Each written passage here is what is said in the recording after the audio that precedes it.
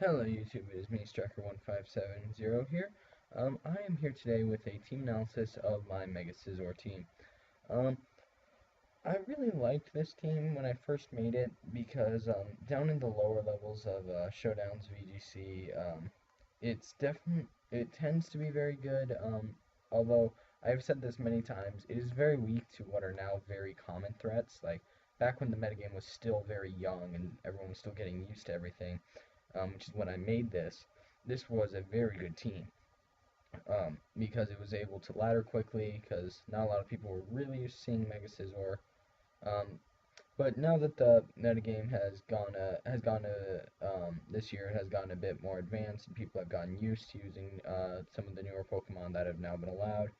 Like this team is very, very under quality now, because not Heatran wasn't really crazy common when the metagame had just started out this year, at least on the lower ranks, which is what this team had actually done for me. It had raised my rating up to about 1300 until I switched to another team. And so, like, now Heatran is a pretty decent threat to this team, not crazy. But, like, if it's a Scarf Tran like mine, it can still pose a threat to my Landers because I'm not Scarf. I am Leftovers. Um, and then, like, my Rotom would really be the only actually efficient way to kill it. Um, and then that would have to land a Hydro Pump, and that's not guaranteed. And then what Heatran would really stay in against a Rotom? It's walled for days. Um, then we got those are Heatrans, and we got Landorus's too, which they never really ever carry a flying move, so my Hariyama is relatively safe from them, but they do carry Intimidate, which hurts Hariyama, Landorus, and Scizor, obviously. Um, then the Earthquake does neutral damage to my Venusaur, which is never really nice to take from a Landorus, because Landorus Therians are very powerful. Um, my Rotom, my Rotom was really the probably the strongest part of this team, because it was really the Pokemon that would check. Really, I would actually say probably not counter. Or it's the Pokemon that would check a lot of the other threats, sort of. Um, but then Landorus didn't really touch my Landorus that much because obviously most of them carry like maybe Rock Slide, which would do neutral, which they would outspeed me with their Scarfs most often. Then if they did carry Scarf, they threatened my Heatran, but if they didn't, my Heatran could OHKO them, which was really the only way I could OHKO them. Then we had Mega Scizor, who was taking neutral damage from the Earthquakes, which once again is not fun to take from a Landorus, and then the Intimidate, then the Intimidate that will be put on him is never fun on a Mega Scizor. Um, and so then we just have a bunch of Pokemon like Cresselia, obviously, hurts the Venusaur, hurts Hariyama, Heatran, and Scizor was really can actually do a lot of damage to a Cresselia though, and Heatran kind of walls it, so it's not my biggest threat.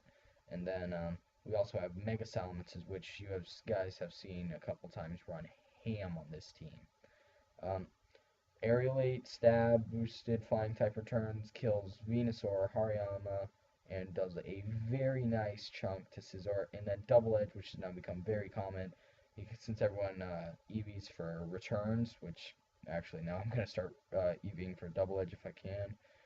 Um, but a Double Edge will do definitely over half easy to my Mega Scizor. Um, like just all the oh yeah, and then there's Mega Metagross, which I cannot touch. Like my Heatran and Landorus are the only ways I can hit that thing, and then my Landorus doesn't carry enough attack EVs to really dent it crazy before it would kill it with an Ice Punch or maybe even a Zen Headbutt or something. And then there's Heatran, which does have Heat Wave, but Metagross is so bulky. I'm not sure it would KO. I haven't really ever gotten the chance to test it. I can't remember what the EV was, because it's just the standard, because it is just the standard Scarf Heatran set, obviously, with two, 252 modest, 252 speed, and 4 HP. Then, speaking of, we're going to move on to sets right now. This was actually a set that I built for last year, so that's one of the reasons it needs to be re-EV'd for sure. I just took a set that I had that I liked because it worked pretty well. It did survive things last year. It obviously didn't survive any fire attacks, but like anything that was anything other than a fire attack hardly ever did over half unless I had used substitute already. Um, and then it would obviously get me down, but it wouldn't do over 50% unless it was boosted, like like a weakness policy age slash, like it had used Shadow Ball or something. Um, and it had already gotten its weakness policy. That would do a very nice chunk, like it does to everything, which is why age slash is one of my favorite Pokemon. Then we got the Heatran, like I explained. Then we got Heat Wave, Earth Power, HP Ice, and Flash Cannon. Scarf, Foxfire, obviously. I really like Heatran, honestly, because for some reason, like, I always kind of expect the Scarf Heatran. Like, I at least know it exists. A lot of other people that I play, though, oftentimes don't, which is weird, although it's very nice, because he does have very nice coverage moves, and can deal some nice damage off on something. Usually, if the opponent doesn't come prepared, or if he doesn't lead with ungodly crazy bulky Pokemon or something along those lines, you can usually snag a KO by you can usually almost guarantee a KO by double targeting. Um, then we have the Rotom here, which is I kind of just messed around with the EVs for a little bit until they got to the point where I liked them, and then I re-looked over the EV spread and I realized that I was wasting a few EVs, so I put them into HP. But then I realized also, actually recently, that you need an odd number to use um, Citrus very effective to the best extent. But then it's Willow, or WoW, Thunderbolt, and Hydro Pump and Protect. I used to run Light Screen, but I didn't for this team because I didn't have a Reflect support either, so didn't really find that. Really only KO'd by grass types, obviously. I actually mainly EV'd this, I believe, to survive energy balls from something. I can't remember what it was last year, actually. I think it was actually might have been to survive Giga Drains from a Mega Venusaur. Um, and then like fire back with something, or at least be able to switch, which I actually had Gudra Sapsipper support on this, so that I would actually usually switch out.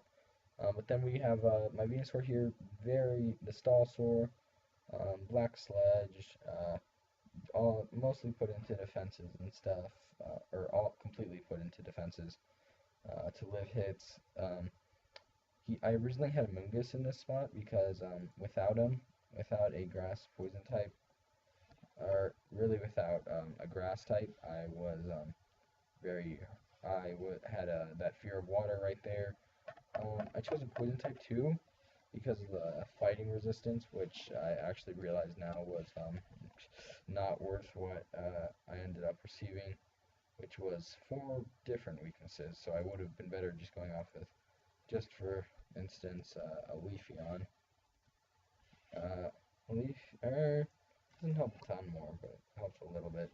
Either way, uh, I put Venusaur on after a few matches, and I realized the Mungus didn't really do anything for me, and it had no offensive pressure, um, which not that this team was really lacking in, but but it just was better in my opinion. Then we got Landorus, Therian, very bulky, much bulkier set than usual. Um, he, I really usually, because I was lazy when I built this team, I didn't run any calcs because Showdown's calc still hasn't fully repaired itself, which hasn't been updated for new megas and everything, which really upsets me. But I messed around until I got to 130, until I got to stats that I liked. 170 is a very powerful attack stat, no matter what. 180 is pretty good HP. 130 is okay. For defenses, he's got 180 HP, obviously, so it's good. Then he's got 117 speed. He will be outsped by a lot of things, but nothing really that I could think of that could OHKO him other than like a Scarf Train or something. which he would obviously be outsped by because he doesn't carry Scarf himself. And then I just threw on leftovers because and it allowed me to have Protect instead of Assault Vest, which would have required me to have U-turn. But I gave the Assault Vest to my Hariyama, who has Close Combat, Fake Out, Bullet Punch, Ice Punch, pretty standard set, I think. Um, then he has got, he is Impish, because like I said, actually, I forgot to say the natures. I like bulky Pokemon, so everyone except for my Heatran is all, has a nature that goes into a defense. Hariyama, I chose physical defense, obviously, because he's got that assault vest. With the assault vest, this becomes 200, which is very nice. He will be taking special attacks very well, usually, and with 225 HP, that is nothing to joke about on the special side. Then he's got 108 physical defense, which is really bad, honestly. But then again, there is that HP, which I'm hoping covers for it. Then he's got 156 in attack, because I wanted to make sure I got some KOs on stuff and I could hit hard at least. And then, because it would go wasted into anything else, I put 4 into speed.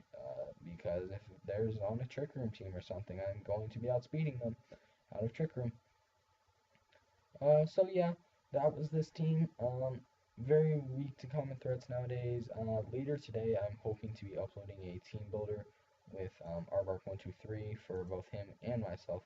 I believe it is Battle Spot Doubles. Is it?